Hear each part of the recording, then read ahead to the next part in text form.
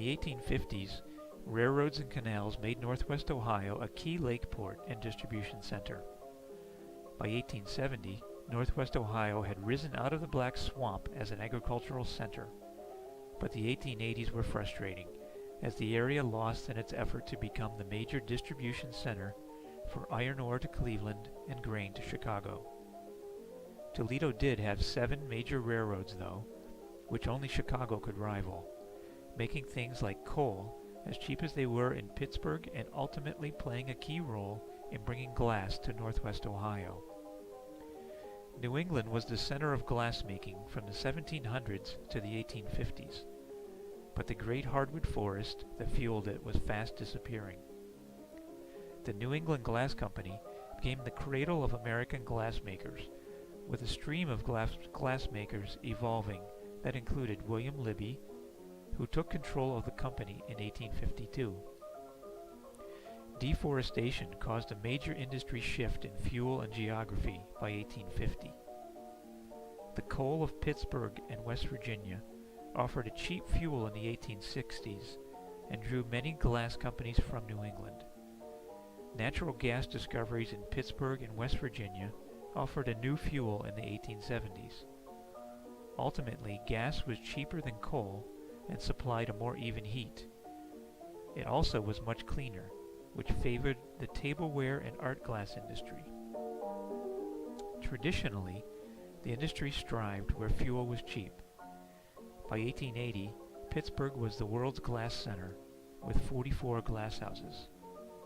There were no glass houses in northwest Ohio, but it was connected to the great glass centers of New England and Pittsburgh by the firm of Card and Hubbard, which had been shipping high-quality sand from Monclova to them since before the Civil War.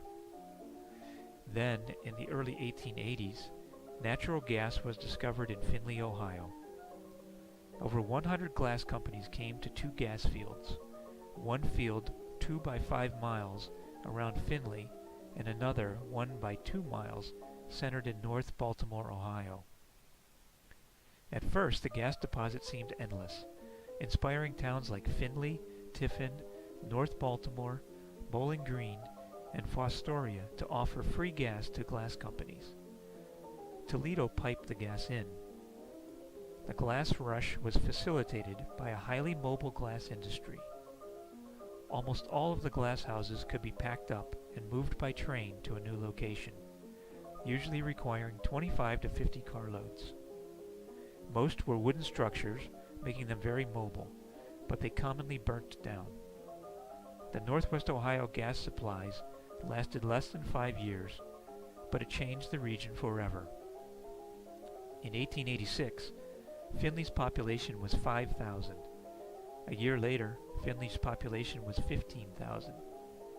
Railroad crossings such as North Baltimore became towns overnight.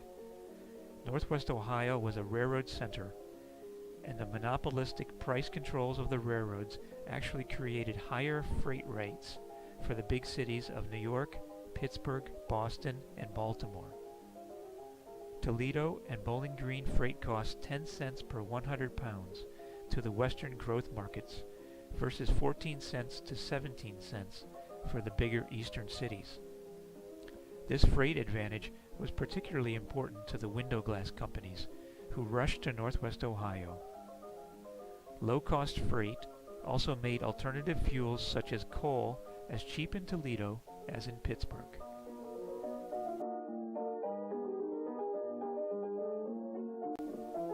Within a few years, almost 100 glass companies had rushed into Northwest Ohio. By 1890, Findlay had 25 companies, Tiffin had 6, Fostoria had 8, and Bowling Green had 8. By 1892, the gas pressure had dropped significantly in Northwest Ohio, so again, many followed the cheap fuel sources. About 50 companies packed up and left for Indiana and better gas supplies. Most of the remaining Northwest Ohio glass houses would close within 15 years as the natural gas ran out, but several would stay and revolutionize the gas industry forever. Edward Libby would bring the grandfather of the American glass industry, New England glass, to Northwest Ohio. His decision was based on the transportation routes of the area rather than the gas. Libby designed his Toledo plant to function off gas, oil, or coal. Libby would also bring a young genius, Michael Owens from West Virginia, to lead this revolution. Glassmaking prior to Michael Owens and Edward Libby had remained unchanged for 3,000 years. Known as the Venetian method, it consisted of hand-blowing molten glass at the end of a 4-foot-long iron pipe known as a blowpipe. Molten glass was melted from sand, soda, recycled glass, and other ingredients in a pot. A wood-fired furnace normally held 10 pots of molten glass. A crew, known as a gang or shop, worked each pot at each of 10 furnace openings. A typical Northwest Ohio glass house would have 10-pot furnaces in the blown glass industry. A gatherer would gather a gob of molten glass from the pot for the blower. The glass blower was the master and was in charge of the gang. The gatherer or assistant blower would use another metal rod called a pontil to remove the piece for further finishing or reheating. Several boys were on a crew to open and close molds if used, to take finished pieces to the annealing furnace known as a lair, to feed the furnace fires, and to prepare tools. Commonly, there would be 5 to 7 workers in a gang. The nature of the glass industry in the 1880s was very different than today. There were several distinct segments of glassmaking industry.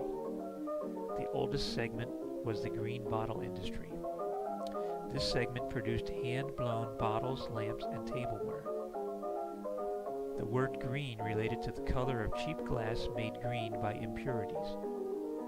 The largest segment was the flint glass branch that produced pressed and blown tableware as well as other hand-blown items. Flint glass was clear and heavy as the result of large amounts of lead oxide, but the segment also included the cheaper lime glass, lacking lead for low-cost pressed ware. Lime glass was more readily pressed and had been developed by New England Glass. Flint glass producers also produced expensive cut glass products for the home. Another segment was the pane or window glass segment, which was flat glass produced from hand-blown cylinders. Window glass quality was poor due to the distortion of flattening. The polished plate glass segment used cast glass slabs that were highly polished and could be found in wealthier homes. The unions formed according to the industrial segment, such as the Flint glass workers, American window glass workers, and the green bottle blowers. The vast majority of laborers were boys between the age of 10 and 15. Ohio law barred children less than 12 years of age, but the economic growth of the glass industry required most of these laws to be ignored. The pictures in this book graphically reflect this abuse. These glasshouse children found no support from the union, which ignored them. The lure of jobs for young boys in the glass houses brought many families to Northwest Ohio. Orphans were brought in from the big eastern cities to fill the jobs. The shortage of child labor in Toledo caused an influx of women into the industry as well. Labor trouble at the New York Corning glass plant required Edison Electric to search for a new supplier of bulbs in 1890. This opportunity came to Libby Glass through Sol Richardson, who had worked with Edison early on. Libby rented a plant in Findlay to manufacture hand-blown bulbs, putting Richardson and Michael Owens in charge. Owens, who had worked as a mold boy, started the industry toward automation in 1892 at the Findlay bulb operation. The Libby Glass plant in Findlay faced a strike by mold boys at startup, forcing Owens to design an automated mold for light bulb manufacture using a foot pedal. The Libby Findlay plant had many times the productivity of the Corning glass bulb plant, but union agreements required the business to go back to Corning when the labor dispute was settled. However, Libby retained a minor position in the light bulb business. The business took root in northwest Ohio with a bulb assembly plant, Fostoria Incandescent Lamp Company, which was initially supplied by Libby. Several bulb-blowing factories also came to Fostoria to support the assembly plant. Owens followed his Finley success with a marketing victory for Libby Glass at the Chicago World's Fair in 1893. Libby Glass had become a premier producer of cut crystal glass. Libby was a major exhibitor at the fair against the advice of his whole board of directors, finding his only support in local banker George Ketchum and his younger manager Michael Owens. The fair's success saved a financially struggling Libby Glass and built its international reputation. Libby formed a new company in 1895, Toledo Glass, for Owens to experiment on automation. Libby gave the new company a small wooden shed on Ash Street. Libby brought two other key men to join the new company: W.S. Walbridge, his brother-in-law, and engineer William Emil Bach. In 1898, Toledo Glass had its first breakthrough with the semi-automatic oil lamp chimney machine, which brought chimney glass producers such as Macbeth Evans to northwest Ohio. Using a bicycle pump device in 1900, Owens produced a 4-ounce petroleum jelly jar using the new device. By 1903, Toledo Glass rolled out a fully commercial machine capable of producing 12 beer bottles per minute. The success of the Owens bottle machine led to the formation of the Owens Bottle Machine Company. By 1912, the Owens machine could make 50 bottles a minute, changing the industry forever. Owens machines were being used all over the world by 1915, making Toledo the glass capital of the world. It is little remembered how the Owens bottle machine changed American lives. Prior to the automated glass machine, things like baby bottles, glass jars, soda bottles, milk bottles, and beer bottles did not exist. The immediate fear of the automated machine was the loss of jobs. American glass had been the darling of the McKinley tariffs of the second half of the 1800s. Now a machine might undo the job protection of decades.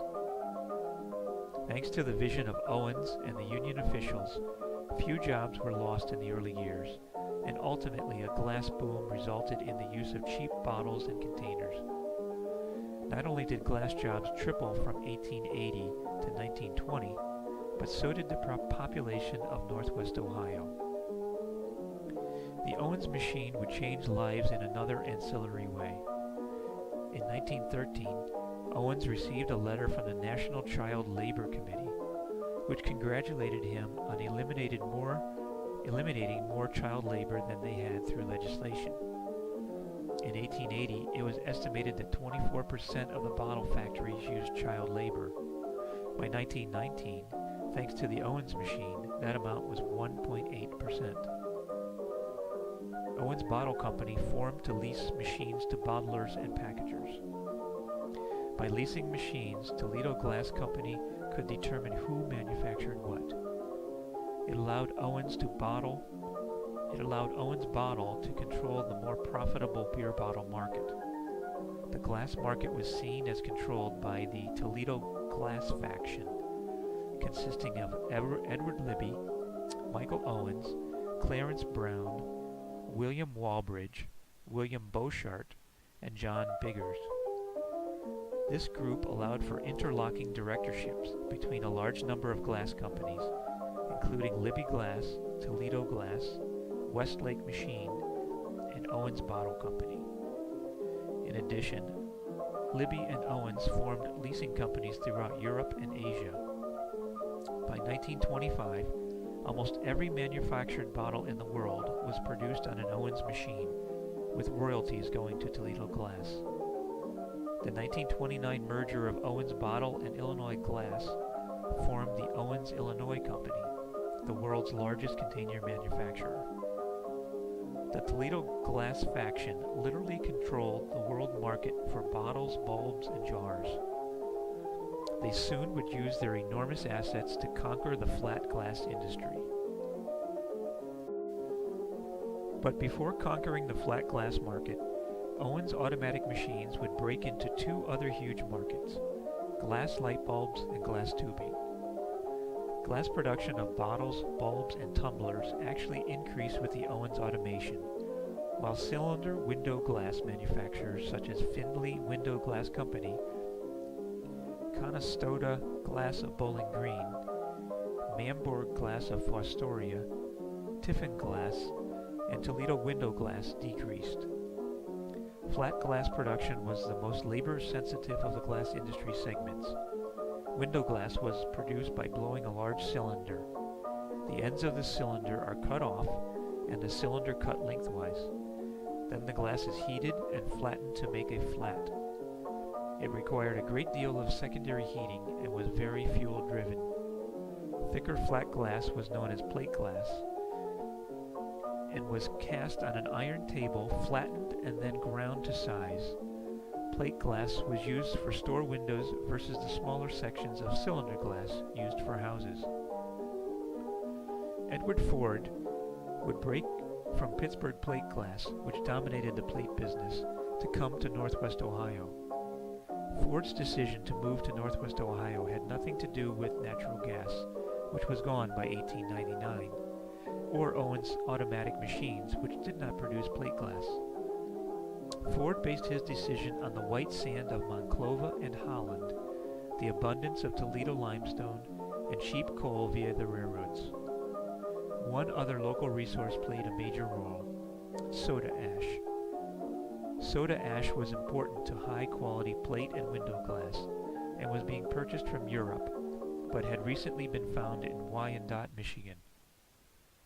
From Michigan, it could easily and cheaply be shipped by railroad to Northwest Ohio. In 1930, Libby Owens Sheet would merge with Ford to form Libby Owens Ford. The path to that merger would be based on other revolutionary inventions of Owens and Irving Colburn. Irving Colburn was a poor inventor who dreamed of a simple machine-cast glass process to make window and plate glass. He had struggled for money, technical help, and encouragement until he met Owens in 1910. Owens knew how to mesh dreams with innovation, and he could team up with Colburn to revolutionize the flat plate and window glass market with an automated flat glass machine. While production faded in the 1920s, glass technology was centered in Northwest Ohio. By 1930, 85% of the world's glass products were made on Owens bottles machines and Colburn flat glass machines. Remnants of the trust even remain today, with Owens, Illinois making over 50% of the world's containers, and it is the world's leading manufacturer of glass containers. While many towns of Northwest Ohio no longer produce glass, they remain treasure groves for glass collectors.